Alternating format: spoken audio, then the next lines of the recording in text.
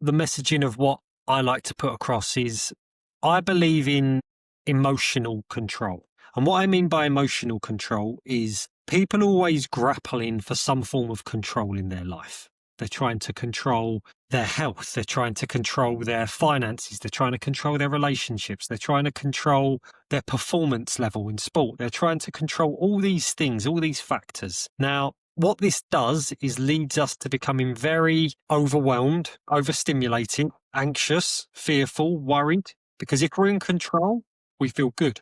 But the moment that unexpected bill turns up at our front door, the moment that unexpected health situation, the moment our performance drops in sport, whatever it may be, we're out of control. And so everything that I'm about is, as I touched on before, is taking emotional control. And what that looks like is essentially we have two parts of our mind, the thinking mind and the emotional mind. And taking control of that as a whole allows you to create a freedom within yourself that no matter what happens out there, I have a control, I have a balance, I have a safety, I have a certainty within myself that allows me to be free. That's really been the key for what has stemmed from everything that I do now, because that has been my own personal situation.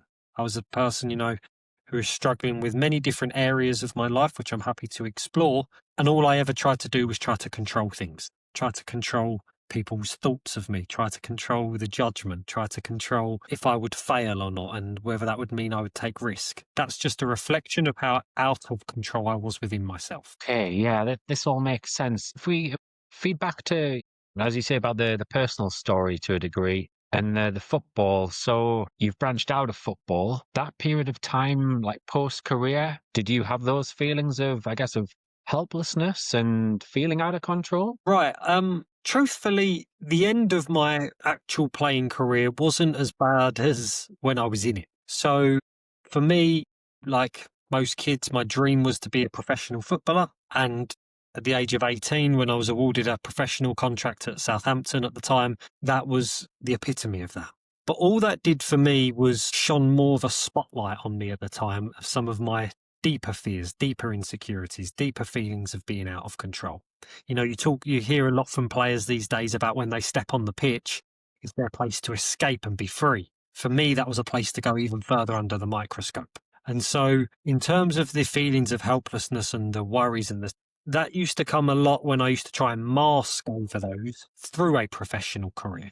I used to try and present a Matt Young who was confident, was in control. I'm a professional footballer, and try to mask over what was going on underneath through that. But really, that was the bit that I found the toughest, because eventually, many years later, when my professional career come to an end, it was a natural process. I mean, I stopped playing like football just before COVID, and then COVID happened like a month later, and it literally put an end to all part-time football at that stage, which is where I was anyway. But at that time, I dealt with some of the deeper demons and deeper ailments of what was going on within my emotions. And so football then was just closed chapter for me. Right, okay. I now no longer used it as that mask that I did for many, many years. And so I'd say, to answer your question very pragmatically and directly, during my career was more of a struggle than it was ending my. Okay, so yeah, just thinking about it in a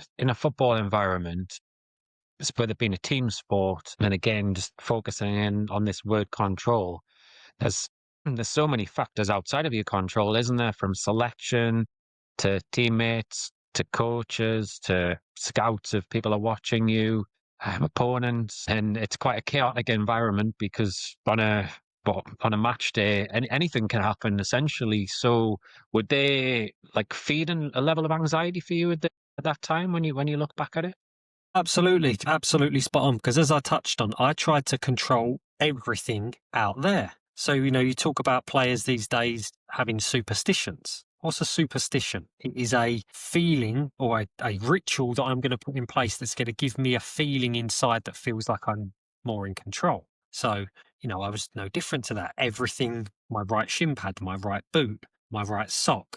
Away, I used to have to, it sounds quite silly now, but when I'd step onto a pitch, I wouldn't touch the initial white line. When I did, I'd have to do 3 knee jumps. I'd have to do this. I'd have to prepare this is all before the whistle's blown. And all of these things were just a grapple that I'm about to step into an environment where I'm going to be so out of control. Because you're right, it's a stray pass, not being selected, something that could happen. That I didn't know it at the time, but that filled me with so much internal fear that my whole grapple was to find some form of control within myself that I could get through it. For me, it was never about trying to excel and step out and really own and control a game. It was don't make a mistake. And that sort of nature, like I said, put the microscope on me to be like, you are out emotionally. Try to keep Yeah. yourself with a certain balance. And I guess as having a career in football as well, professional football, we touched on it before we press record here about the fact that you're going to be moving clubs on a regular basis. So, well, not every player, but a lot of players are. So if you're thinking ahead to what's the next 5, 10, 15 years look like, and you're trying to predict the future, that can feel quite frightening and overwhelming too. Absolutely. And the reality is, if you're not in really the top two divisions, the Premier League or the Championship, in when we're talking about football here, you are on a year-to-year contract. It can be a rolling, by Christmas, we're already making decisions on you for next year. And that just fuels more uncertainty. It fuels more fear. It fuels more indecisiveness. And when you're coming from a place where there's already a void in that place, as I'm speaking from personal experience here, like I say, you're almost in a minefield where you're just trying to tiptoe your way through and trying to get to the next season, without imploding. And at times that's the way that it felt. But like I say, you have to try and project this mask, this aura, this nature of, I'm in control, I'm confident, that there's no weakness here.